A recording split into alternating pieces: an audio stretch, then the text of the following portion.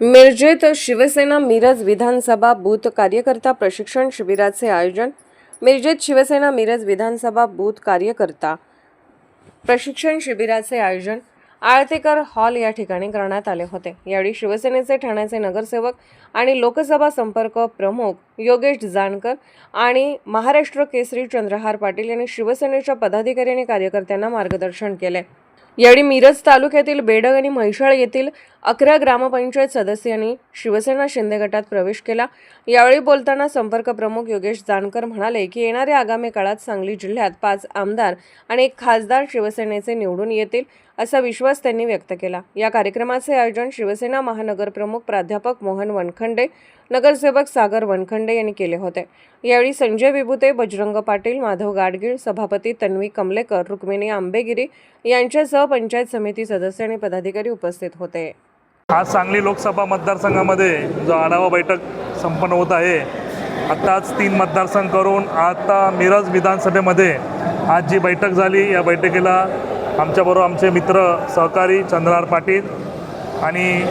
दोन्ही सर्व जिल्हा प्रमुख आणि आज जो प्रकारे महाराष्ट्रामध्ये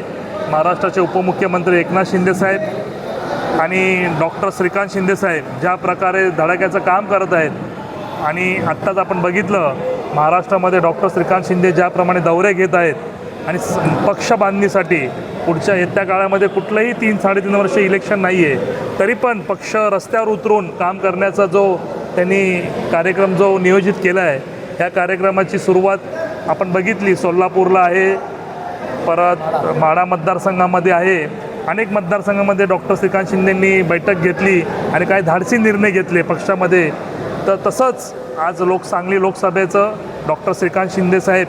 व उदय सामंत साहेब हे येण्याच्या आधी एक आढावा बैठक म्हणून चंद्रहार पाटील आणि मी स्वतः आणि तिन्ही जिल्हा प्रमुख आम्ही सर्व बैठका घेत आहोत आणि SIR संदर्भात आत्ता पक्ष मेन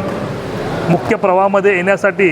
खाली बूथ कमिटीपासून आपण कसं नियोजन करता येईल याकडे पक्षाचं ध्येय धोरण असणार आहे। डॉक्टर श्रीकांत शिंदे साहेब यांच्या मार्गदर्शनाखाली आपण जे प्रत्येक गावामध्ये प्रत्येक बूथमध्ये पोचण्याचं जे काम आहे या माध्यमातून करण्यात येत आहे। मी आव्हान करण्यापेक्षा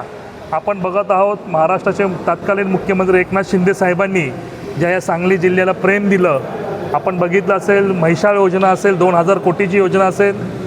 खानापूर आटपाडी मतदारसंघात अनेक निधी, वाळवा मतदारसंघात अनेक निधी,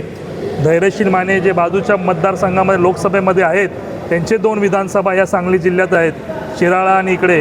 या 8 पैकी 6-7 मतदारसंघात शिंदेसाहेबांनी जो निधी विकास दिला आणि सांगली जिल्ह्याला भरभरून प्रेम दिलं आहे। पण आपण बघितलं येत्या काही काळामध्ये कुठल्या पक्षाला न जुमानता बरेचसे जे प्रवेश आपण बघितलं असेल एकनाथ शिंदे साहेबांच्या पेजवरून की रोज शेकडो प्रवेश होत चाललेत।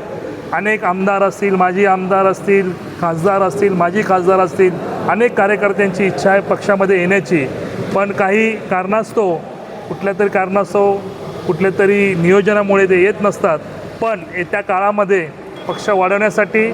आम्हीही कोणाकडे दरवाजामध्ये जाणार नाही, पण ज्यांना काम करण्याची पक्षामध्ये इच्छा आहे ते नक्कीच आम्ही त्यांना वेलकम करू आणि पक्षामध्ये चांगल्या प्रकारे स्वागत करून